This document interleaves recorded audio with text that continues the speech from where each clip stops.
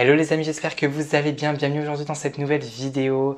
On se retrouve dans l'épisode 4 de ma série de vidéos, donc make-up pour les nuls. Et aujourd'hui dans cette vidéo, on va parler de fond de teint. Le fond de teint, c'est un produit qui permet d'unifier, de camoufler par exemple des imperfections ou des irrégularités de peau selon la couleur que vous avez choisie. Il existe, par rapport au fond de teint, il existe différents finis, différents formats, différentes couvrances. Donc au niveau des différentes couvrances, il existe 3 types de couvrances. Les couvrances faibles où on voit la peau en transparence, style bébé crème, etc. On a les couvrances moyennes, donc moins transparents que les bébés crème, etc. mais qui couvrent un petit peu quand même. Et les couvrances extrêmes, on va dire haute couvrance, qui là couvrent totalement votre teint, imperfections, taches d'hyperpigmentation, etc. Par rapport aux différents formats de fond de teint, tout d'abord, vous avez tout ce qui est bébé crème. Les bébés crème, ça a une couvrance légère, moyenne, mais vraiment moyenne, très faible, on va dire. Et ils ont généralement donc un fini qui est satiné ou lumineux. Ensuite, vous avez tout ce qui est fond de teint fluide, style bourgeois, style le All Cellulose de Bourjois. Donc c'est des fonds de teint en format pompe en fait qui sont en format comme ça fluide et ils ont une couvrance généralement soit ça dépend faible, moyenne ou totale, ça dépend. Mais généralement les fonds de teint fluides ont une couvrance légère à moyenne. Ensuite vous avez les fonds de teint en poudre donc qui sont vendus comme ça donc généralement vous avez donc la poudre, vous avez un miroir, vous avez une petite éponge ou une houppette, ça dépend.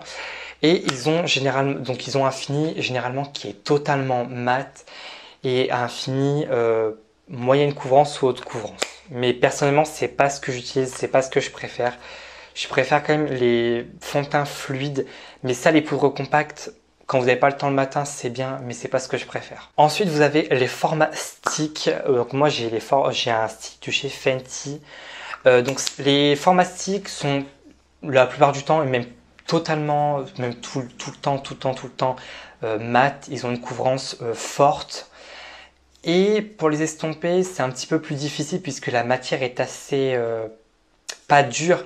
Enfin, la matière est un petit peu crémeuse mais un petit peu sèche, donc c'est assez dur quand même de les estomper. Pareil, c'est pas le fini que je préfère les matières fluides. Et enfin, dernier format, vous avez les formats cushion en fait, c'est ce que les japonaises utilisent. Donc les formats cushion en fait, ça se présente comme ceci. En fait, là vous avez une mousse en fait avec le fond de teint en dessous. Vous avez une petite houppette. Voilà, ça j'adore. Alors les fonds de teint cushion généralement ont une couvrance moyenne à très forte et ont très souvent un fini glowy. Au niveau des différents finis, vous avez tout d'abord le fini glowy. Donc le fini glowy, c'est par exemple les fonds de teint, tout ce qui est fonds de teint hydratants qui vont refléter un petit peu la lumière sur votre peau. Si vous avez par exemple une peau sèche à très sèche, c'est ce que je vous conseille. Je vous conseille plutôt de prendre des fonds de teint glowy ou des fonds de teint hydratants, puisque si vous prenez des fonds de teint mat, ça risque de mettre en avant votre texture sèche de peau et ça fera pas joli. Ensuite, vous avez tout ce qui est fini mat, donc par exemple comme avec les sticks ou avec les poudres, les fonds de teint mat ne reflètent pas du tout la lumière. C'est vraiment totalement mat, il n'y a pas de nacre, il n'y a pas de paille, enfin il n'y a rien dedans. C'est vraiment mat de chez mat, ça ne peut pas refléter la lumière. Et ensuite vous avez le fini poudré, donc là pareil que l'effet mat, il y aura vraiment pas aucun reflet de lumière, etc. Il existe 3 sous-tons de peau, donc froid, neutre, chaud. Donc pour les teintes froides, en anglais on dit cool, pour les teintes chaudes, warm, et pour les teintes neutres, neutral. Les personnes qui ont un sous-ton froid possèdent généralement des nuances de rose et de bleu. Pour les personnes qui ont un sous-ton neutre, ces gens-là possèdent des nuances de rose et de jaune. Et pour les personnes qui ont un sous-ton chaud, ils possèdent des nuances jaune, doré ou olive. Donc je vous mets une petite image ici par rapport au sous-ton de peau. Donc voilà, vous pouvez la screener et la garder dans votre téléphone. Ça pourra peut-être vous aider à trouver votre sous-ton de peau et selon en fait votre couleur de peau, vous regardez les 9 teintes entre guillemets et ça vous donnera votre sous-ton de peau. Il existe un moyen beaucoup plus simple de trouver son sous-ton de peau en regardant tout simplement les veines. Selon la couleur de vos veines, ça va donner votre sous-ton de peau. Donc pour regarder vos veines, je vous conseille surtout de regarder ici parce que c'est là où on bronze c'est là où on bronze généralement le plus vite avec le visage. Pour les personnes qui ont un sous-ton de peau qui est froid, vous avez des veines qui sont de couleur bleue et violette. Pour les personnes qui ont un sous-ton de peau qui est neutre, vous avez des veines qui sont vert clair ou bleu. Pour les personnes qui ont un sous-ton chaud, vous avez soit les veines qui sont vertes foncées ou vert clair. Je vais donc appliquer mon fond de teint. Donc le fond de teint que je vais appliquer, donc c'est le Infaillible 24 heures Fresh Wear de chez L'Oréal et c'est la teinte 120 vanille. Donc pour appliquer votre fond de teint, vous avez trois outils, enfin deux outils, mais vous avez trois instruments. Le premier outil, c'est tout ce qui est éponge style Beauty Blender. Donc ça, c'est une éponge de chez Shop Miss A. Ça, c'est une éponge de chez Kiko qui est coupée ici et ici. Ou sinon, vous avez tout ce qui est pinceau. Donc vous avez soit les pinceaux comme ça qui sont assez fermes, assez durs. Et là, vous avez tout ce qui est pinceau duo fibre, beaucoup plus souple.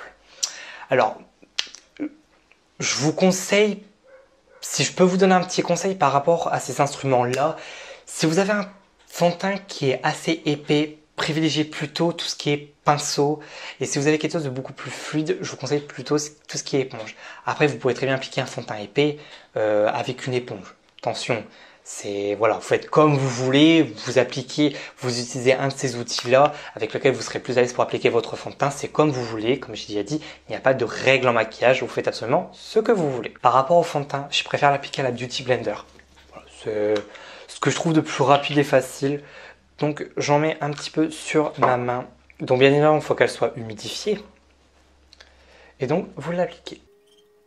Alors le fond de teint Infaillible a un fini qui est un petit peu semi-mat. Il n'est pas totalement mat, il n'est pas totalement lumineux, hein, mais voilà, il va un petit peu refléter la lumière. Il a une couvrance qui est légère à moyenne, mais il a quand même une bonne couvrance quand même. Et vraiment, voilà, j'adore ce fond de teint, il est vraiment, vraiment, vraiment bien honnêtement. C'est assez personnel, c'est soit on aime ou on n'aime pas. Je peux très bien vous conseiller un fond de teint et peut-être qu'à vous, il ne vous conviendra pas. Voilà. Donc cette vidéo est terminée, donc j'espère qu'elle vous aura plu. Donc la prochaine vidéo concernera donc l'anti-cerne, donc je vous dis à une prochaine fois pour une prochaine vidéo. Allez, bye bye.